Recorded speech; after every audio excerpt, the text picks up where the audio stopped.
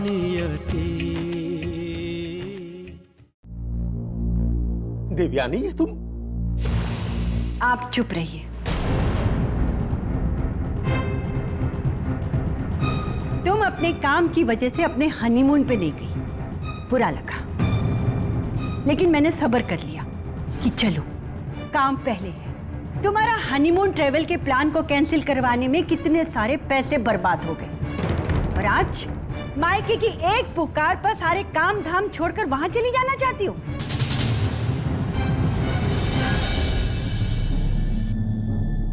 मैं समझ सकती हूँ, क्योंकि एक दिन मैं भी मायके को छोड़कर आई थी। तुम पग फेरे की रस्म के लिए जा सकती हो,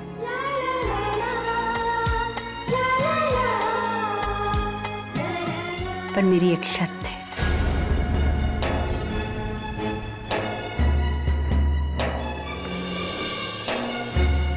तुम वहां सिर्फ एक दिन के लिए जाओगी। देवयानी, ये तुम क्या कह रही हो? शादी के बाद वो मायके पहली बार जाएगी, एक दिन में वापस कैसे आएगी? क्या अच्छा लगेगा? मैं जानती हूँ अच्छा नहीं लगेगा, पर और कोई चारा भी तो नहीं है नियति के पास। अरे इसी ने तो बताया था कि ऑफिस में इस वक्त कोई अर्जेंट काम आ गया है, अगर इसने अभी छुट्टी ले ली तो इसकी नौकरी खतरे में पड़ जाएगी। और फिर इसकी रेपुटेशन का भी तो सवाल है। और वैसे भी पग फेरे की रस्म में बेटी अकेली नहीं जाती है, उसका पति भी उसके साथ जाता है।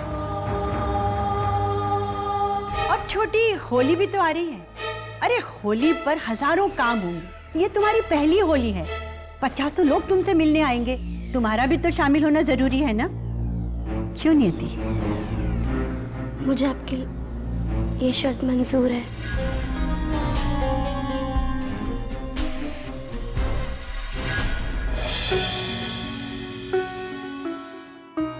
अरे आज इतनी जल्दी? जल्दी निकलूंगा तभी वो एजेंट पकड़ में आएगा। लीजिए चाय। 20% का नुकसान ही सही, कम से कम गोवा के ट्रिप का 80% तो वापस मिल जाएगा ना। वैसे पहली बार देख रहा हूं कि 20% का नुकसान होने के बाद भी मां कुछ नहीं कह रही है। एक शब्द नहीं कहा नियति से उन्होंने। कमाल है ना। वैसे देखा जाए तो नियति ने समझदारी से ही काम लिया है, जो सारा फैसला माँ जी के ऊपर डाल दिया। लेकिन एक तरीके से तो उसने अपना फैसला पहले ही सुना दिया था ना। मां कहती भी तो क्या कहती है?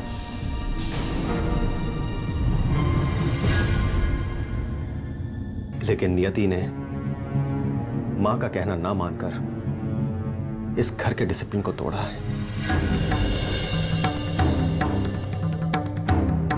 लेकिन शायद उसे पता भी नहीं होगा कि उसने क्या कर दिया है। अच्छा, मुझे देर हो रही, मैं चलता हूं।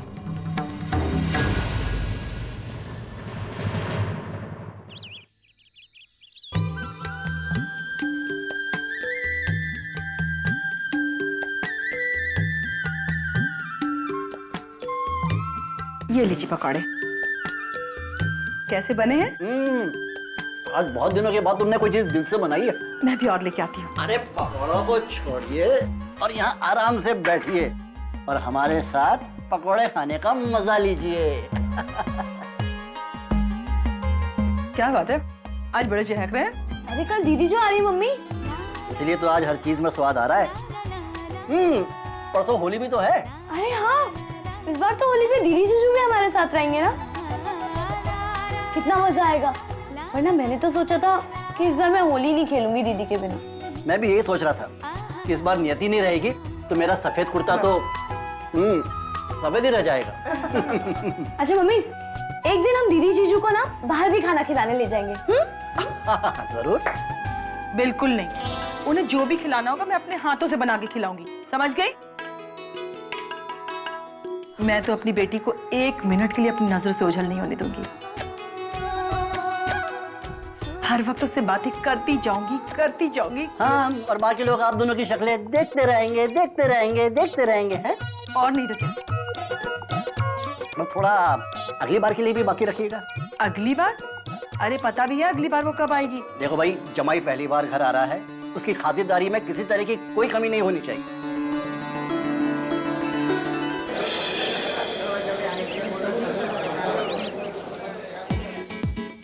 ये वाली देखिए, बहुत भारी काम है और दाम एकदम रीजनेबल है।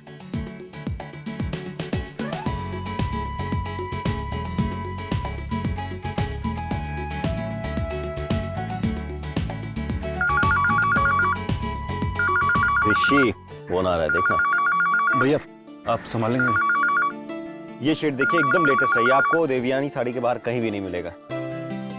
हेलो, हेलो, क्या कर रहे हो? भजिए तल रहा हूँ। अब कोई साड़ी की दुकान पे क्या करता है? अच्छा जल्दी बताओ तुम्हें क्या काम है, मुझे बहुत काम है अभी। तुम ना फट से प्रॉमिस करते हो और झट से भूल जाते हो। अब मैं कौन सा प्रॉमिस भूल गया भाई? क्यों? तुमने कहा नहीं था कि मैं तुम्हें फिल्म दिखाऊंगा? हाँ, किया था। चलो ना, वो पास के हॉल में कितनी अच्छी फिल्म लगी है, देख कर आते हैं। शो कितने बजे का है? 6:30 बजे का। ऋषि, जी भैया। कस्टमर्स को अटेंड करो ना। हाँ जी भैया, मैं आता हूँ। हेलो ऋषि, फिल्म का नाम सुनते ही ना तुम्हें सांप सूंघ जाता है। कोई सांप वाप नहीं सूंघा है। आज दुकान में कोई भी सेल्समैन नहीं आया ना, इसलिए मैं समीर भैया की मदद कर रहा हूँ। तो करो ना, किसने तुम्हें रोका है? करते रहो काम, और आंधा से कभी तुम मुझसे ये झूठा वादा मत करना, समझ में आ रहा है? ऋषि, फोन रखो और कस्टमर्स पे ध्यान दो। हाँ जी भैया, मैं आता हूँ भैया। एक मिनट भैया, तुम रोना बंद करो, मैं कह रहा हूँ ना मैं शाम को आ जाऊंगा, ठीक 6:30 बजे तैयार मिलना तो मुझे। पक्का? हाँ पापा पक्का। ठीक है, मगर तुम भैया से क्या बहाना करोगे? अरे कोई भी बहाना बना लूंगा। कोई भी बहाना बना लूंगा। लेकिन क्या? ऋषि, कस्टमर्स को। जी भैया, सॉरी मैडम, ये देखिए।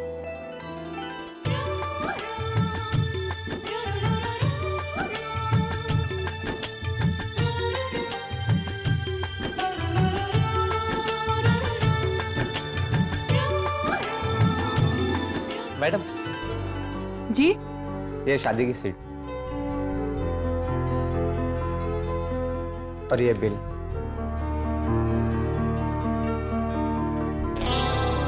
अरे सॉरी बाबा, तुम तो जानती हो कि दुकान से निकलने के लिए कितने पापड़ बेलने पड़ते हैं। शुक्र मनाओ कि मैं आ गया हूँ। हाँ चलो बहुत देर हो रही, चलना चाहिए हमें। चलो। ये क्या है? नियति की शादी की डीवीडी। शादी की डीवीडी? हाँ। तो रखना है इसे। कौन है? माँ मैं एक्चुअली ये सीडी आई है शादी की अंबर के। और माँ मैंने उसके ससुराल भी भिजवा दी माँ। हाँ अच्छा किया।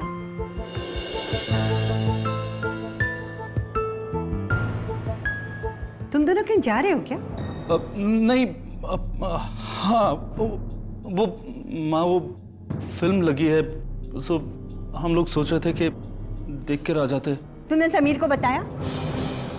समीर का अभी मेरे पास फोन आया था कि तुम राम निवास में साड़ियों की डिलीवरी देने जा रहे हो और तुम तो फिल्म देखने जा रहे हो। फिर तुमने समीर को फोन करके क्यों कहा क्यों तुम्हारा इंतजार करे?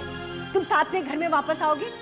ऋषि, मैं देख रही हूँ तुम्हें अपने काम की, अपने भाई की और इस घर की रेपुटेशन की बिल्कुल परवाह नहीं है। तुम्हारा यही हाल रहा ना ऋषि, तो मुझे लगता है तुम हमारे दुकान की बरसों की बनाई हुई रेपुटेशन को मिट्टी में मिला दोगे। अभी जाओ राम निवास में साड़ियों की डिलीवरी करो। और मछली तो ये क्या है? ये क्या है? अभी तक सोफे के कवर चेंज नहीं किए। एक काम नहीं होता है तुमसे? बस पिक्चर दिखा लो तुम लोगों को। ऋषि जो कहा है वो करो। बात करते हैं।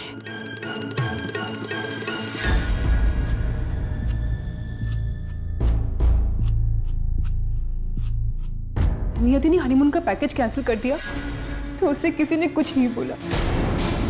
एक जरा सा मूवी जा रहे थे तो इनकी बिजनेस की रेपुटेशन दांव पर लग गई।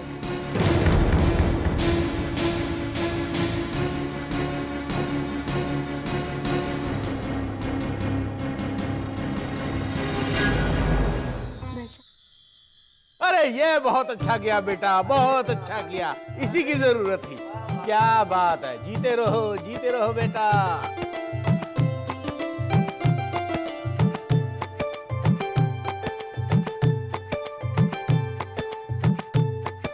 अरे ऋषि बेटा, जी माँ। वो साड़ियों की डिलीवरी कर दी थी तुमने? जी माँ। अच्छा, ये वैशाली कहाँ है? बुलाओ उसे, सब इंतजार कर रहे हैं। वो कमरे में ही है माँ। उसकी तबीयत खराब लग रही थी उसे, तो वो माँ वो सो गई।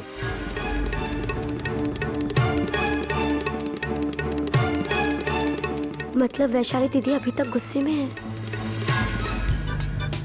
शांत हो जाइए ख्वातीनो हजरात, मतलब देवियों और सज्जनों, प्रस्तुत किया जा रहा है किस्सा अंबर नियति भाग 1, यानी हमारे छोटे बहू बेटे की शादी का सीडी।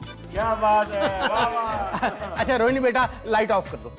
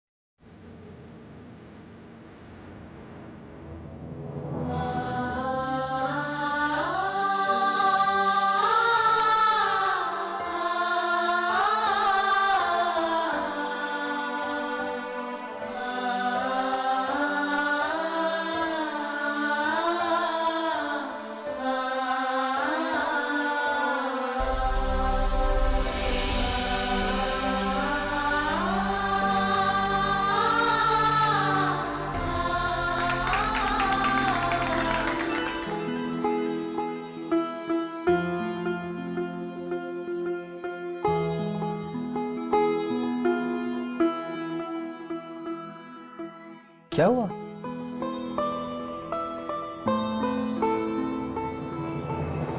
वैशाली दीदी के बारे में सोचकर बुरा लग रहा था,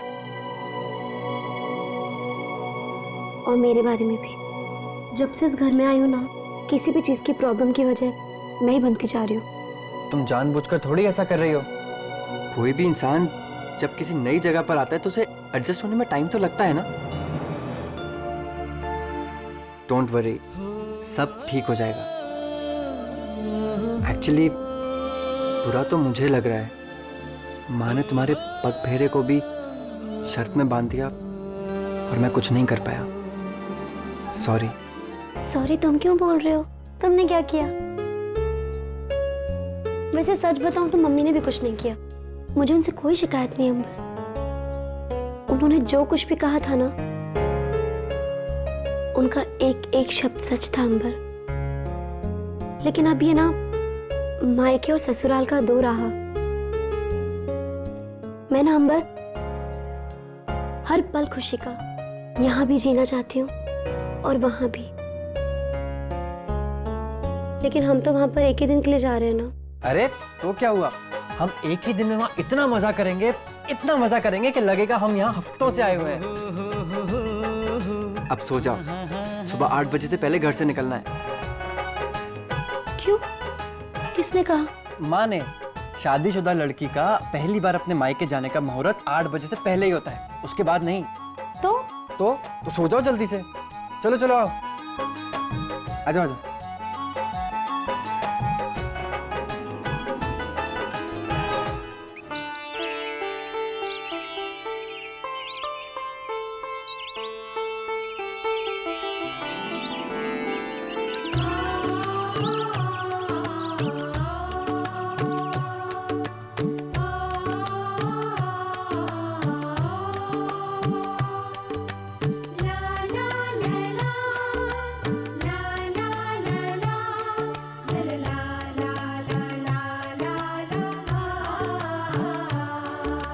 अब ससुराल की दहली को लांघकर सीधे अपने मायके की ओर चली जाओ।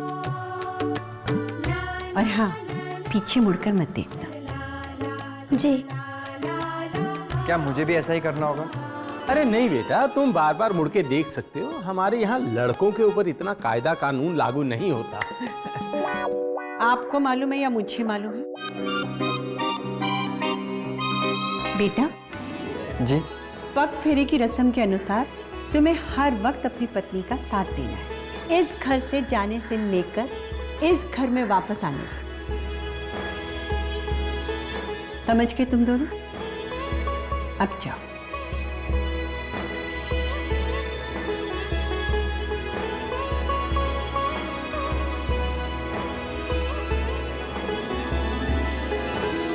बहू, कुछ मीठा खाने का मन कर रहा है। बड़ी, करेले का जूस ला कर दो इन्हें। केले का?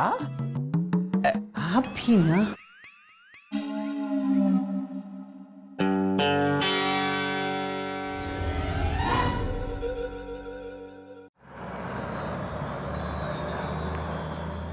बहुत देर हो गई, अब तक तो उन्हें आ जाना चाहिए था।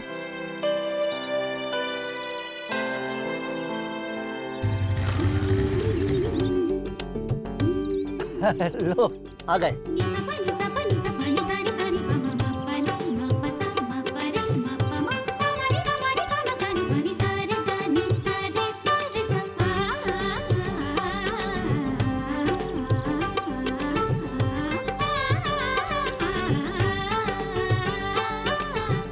जीते रहो बेटा, जीते रहो। आजा आजा आजा, आ गया मेरा बेटा। जरा देखे तो कैसा है। हाँ, खुश लग रहा है। जीते रहो बेटा, जीते रहो।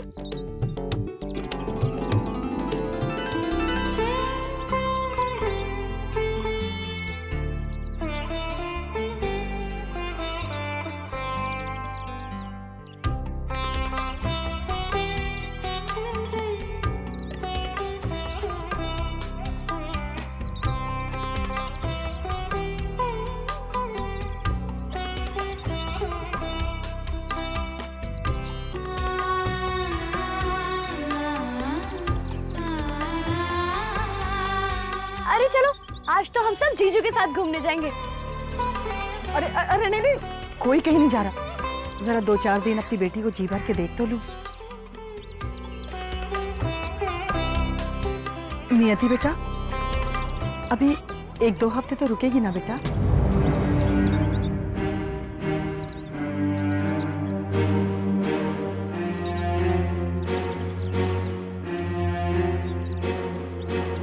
क्या बात है बेटा, तू कुछ बोल क्यों नहीं रही? कोई परेशानी है क्या? मम्मी, मैं आज शाम को ही वापस जाऊंगी।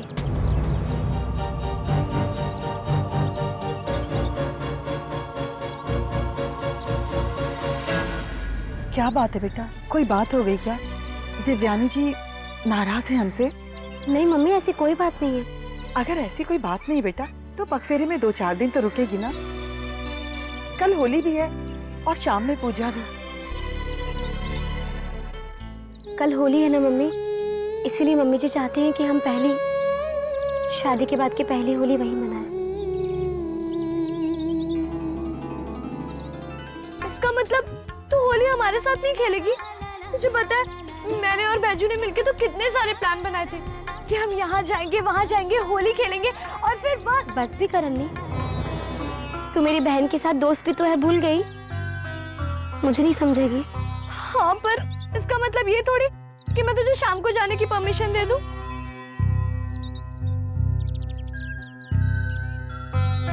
देखन नहीं, वहाँ पर बहुत सारे मेहमान आने वाले हैं। होली है ना, बहुत सारा काम भी होगा और अब मैं इस घर के साथ साथ उस घर का भी हिस्सा हूँ ना।